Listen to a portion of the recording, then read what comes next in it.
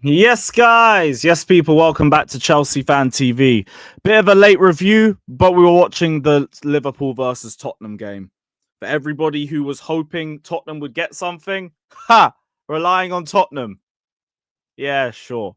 But big up everybody. We're not here to talk about them two scrubs. We're here to talk about Chelsea drawing 0-0 at Goodison Park, in a ground that I hope I never, ever, ever have the misfortune of having to see Chelsea play at again. I despise Goodison Park with every nature of my being. And apparently, according to Everton fans, the wind and the conditions that they had to deal with this weekend was even worse than the ones that got cancelled for the Merseyside derby. But each their own. I'm not here to really complain about the weather and all of that. We got done by Sean Dyche being Sean Dyche. Like, we knew going into this game, we were facing the final boss of defending, the tribal chief of defending, and all of that crap. And we learned the hard way about that because they locked us up. They locked us up really well. I don't think we had too much issues defensively.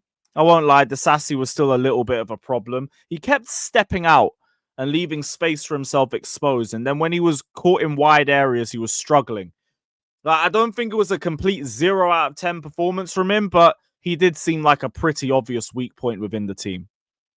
I also think going forward, we weren't really that effective. Like, Neto was the only real shining player for me. There were some really good moments from him, but Palmer had a rare off game.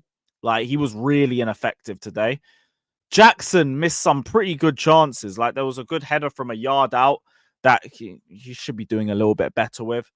There's a good opportunity laid to him across the face of goal as well. We've seen him score that sort of goal a lot of times, and he kind of struggled with that one too. It went straight at Jordan Pickford. But ultimately, within the first half, I didn't think we were moving the ball quickly enough. Second half, we saw moving the ball a bit faster, but we still couldn't find our way through Everton. They were just packing out the midfield. They packed out the midfield so well. And I have to give credit to them for that because we know Everton are a tough defensive outfit. We looked at their results going into the game.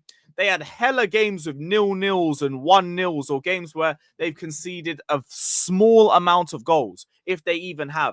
And we knew we were going to have our work cut out for us. Even if we have the best goal scoring team in the league, they're very good defensively. And they showed out. They showed out. And that's not to say we weren't on job either, because I know people will say that I might be ignoring some of the other performances. We've said Palmer wasn't on job today. He didn't have a good game. Jackson, I don't think we got the ball to him enough, but he had chances that he could have buried, and he didn't bury it. Sancho, I just don't think that was the sort of game for him. He's missing Cucurella. He's missing the supporting runners around him. And Sancho isn't the sort of guy who plays at an explosive level. Like, he likes to slow the game down a little bit first. That's more of his bag.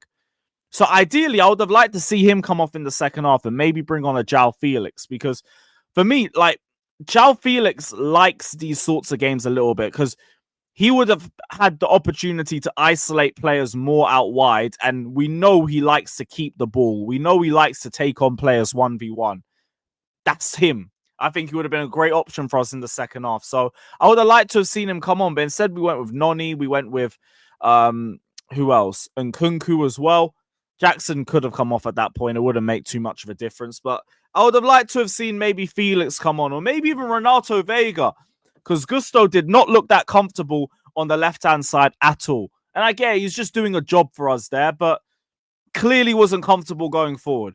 I think if you have Renato Vega on the left, you leave Gusto on the right-hand side, you allow him to overlap, we probably have a lot more coming for us on the right-hand side as opposed to what we had in this game. But ultimately, 2 points dropped. Doesn't really change too much for me because my target was top 4. I haven't really changed that yet. And I get, it would have been nice to have been a point behind Liverpool, but it's Christmas and we're second. People told me we were going to be Maresca out by this point in the season. People told me I was going to be gunning for the manager's head by this point in the season. And here I sit, second. Cool. Merry Christmas. Merry bleeding Christmas to every single one of you guys. What a season. What a season. Disappointing game. Goodison Park tax, wind tax, all of that. whatever.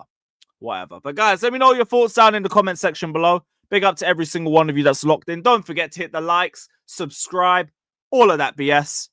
Shout out to Sanchez and Tosin as well. They both had good performances. I can't ignore that. Big up to them. And up to Chelsea. Merry Christmas. And Bun Pochettino. Bun Poch. He would have lost this game. Absolute fraud. Every single one of you that wanted Poch, hang your heads in shame. I still got smoke for all of you. Hold that. Up to Chelsea.